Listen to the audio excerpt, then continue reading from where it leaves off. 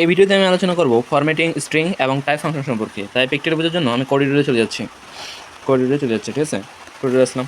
আসার পর এখানে আমি কি করব, প্রথম ফার্স্টে আমি টাইপ ফাংশন সম্পর্কে আমি বলবো যে টাইপ ফাংশন মনে করলাম আমি একটা ভেরিয়েবল দিলাম নাম্বার নাম্বার নাম্বার কি নাম্বার 1 নামে একটা ভেরিয়েবল তৈরি করলাম। ঠিক আছে, নাম্বার 1 নামে একটা ভেরিয়েবল, এখানে একটা নাম্বার দিলাম 23। ঠিক আছে, এখন আমি এর ডেটা টাইপটা দেখতে চাচ্ছি, নাম্বার 1 ভেরিয়েবলের ডেটা টাইপটা দেখতে চাচ্ছি। তাই আমি কি করব, টাইপ ফাংশনের মধ্যে আমি বলে দেবো, টাইপ ফাংশনের মধ্যে কী বলে দেবো, নাম্বার ওয়ানকে পাস করে দেবো এবং এটাকে আমি একটা কি এটা আর একটা ভেরিয়েবলের মধ্যে রেখে দিতে পারি।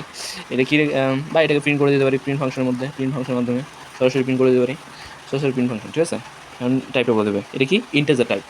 তারপরে আমরা অন্যান্য প্রোগ্রামিং ল্যাঙ্গুয়েজে দেখছি যেরকম সি প্লাস প্লাস, তারপর হচ্ছে জাভা প্রোগ্রামে দেখছি যে এভাবে লিখতে হয় যে কি যে ইন্টিজার, এখানে ইন্টিজার নাম্বার ওয়ান নামে একটা ভেরিয়েবল তৈরি করা হয় এবং এভাবে ডেটা টাইপ অ্যাসাইন করা হয়। কিন্তু পাইথনে কোনো ডেটা টাইপ অ্যাসাইন করা দরকার নাই, মানে কম্পাইলার নিজে থেকে বুঝে যায় যে এটা কোন ডেটা টাইপের। যেরকম আরেকটা হচ্ছে 2.3 যদি এটা আমরা দেখতে পারি ডেটা টাইপ কি, এটা হচ্ছে ফ্লোর ডেটা টাইপ। ঠিক আছে, এটা হচ্ছে ফ্লোর ডেটা টাইপ। তারপর হচ্ছে আমি একটা নাম দিতে পারি, আরেকটা নাম মনে করলাম নেম নামে একটা ভেরিয়েবল তৈরি করলাম, নেমের মধ্যে আমার নামটা পাস করে দিলাম, ঠিক আছে,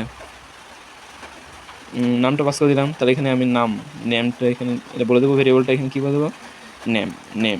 ঠিক আছে, নেম ক্লাসে স্ট্রিং ডেটা টাইপ। ঠিক আছে, এখন এটা তো বুঝলাম। তারপরে আরও হচ্ছে যে ফরম্যাটিং, এবার আমি বুঝাবো যে ফরম্যাটিং সম্পর্কে। আমি দুটো ভেরিয়েবল তৈরি করলাম, নাম্বার 1 নামে একটা ভেরিয়েবল তৈরি করলাম, এখানে আমি ভ্যালু অ্যাসাইন করে দিলাম 20। তারপর হচ্ছে নাম্বার 2 নামে একটা ভেরিয়েবল তৈরি করলাম, এখানে অ্যাসাইন করে দিলাম 30। ঠিক আছে, আমি চাচ্ছি কীরকম চাচ্ছি, আমি ইনপুটের মাধ্যমে দেখতে চাচ্ছি যে মানে প্রিন্ট করতে চাচ্ছি কীরকম, যে আমি দেখতে চাচ্ছি যে নাম্বার 1 এখানে কত 20 প্লাস 30 ইকাল টু আমি দেখতে চাচ্ছি 50।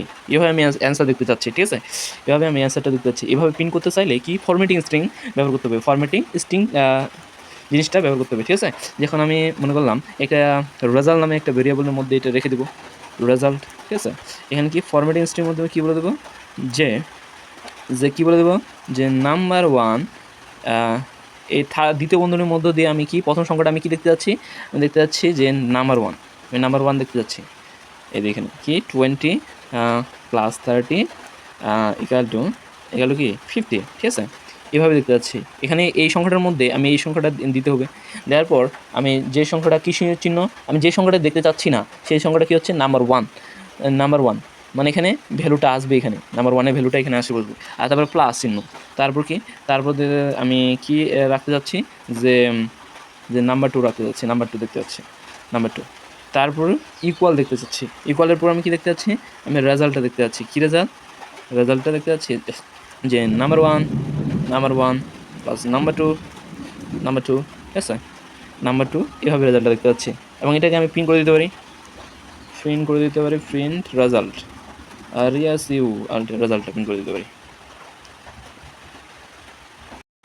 এরর আসার কারণ ছিল, কী কারণ ছিল, প্রথম ফার্স্টে আমি এই লাইনটাকে আমি প্রিন্ট করে, এটাকে কী করে নাই, এটাকে আমি কমেন্ট করে নাই। ঠিক আছে, এটাকে কমেন্ট করে দিলাম, এবার চলে যাবে 7। ঠিক আছে, 20 = 50। ঠিক আছে, এভাবে করা যাবে। তারপরে আবার আরও এখানে আমি যদি ইনটু চিহ্ন দিতে চাই, ইনটু চিহ্নের মাধ্যমে এবার দেখতে পাচ্ছি যে এখানে আমি চাচ্ছি যে ইনটু চিহ্ন, এখানে কী দেখতে পাচ্ছি যে এখানে গুণ দেখাবে, কী দেখাবে, গুণ দেখাবে, চিহ্ন দেখাবে ইকাল টু, ঠিক আছে, রেজাল্ট দেখাবে এভাবে। এখন আমি কী বলতে চাইলে এখানে একটা ইনটু চিহ্ন, এখানে ইনটু, ঠিক আছে, এখানে ইনটু, রেজাল্টটা দেখি। ঠিক আছে, যদি ভিডিওটি ভালো লাগে তাহলে চ্যানেলটিকে সাবস্ক্রাইব করে পাশে থাকা বেল আইকনটিকে বাজিয়ে দেবেন। আমার নতুন ভিডিও পেতে চ্যানেলটিকে সাবস্ক্রাইব করে দেবেন।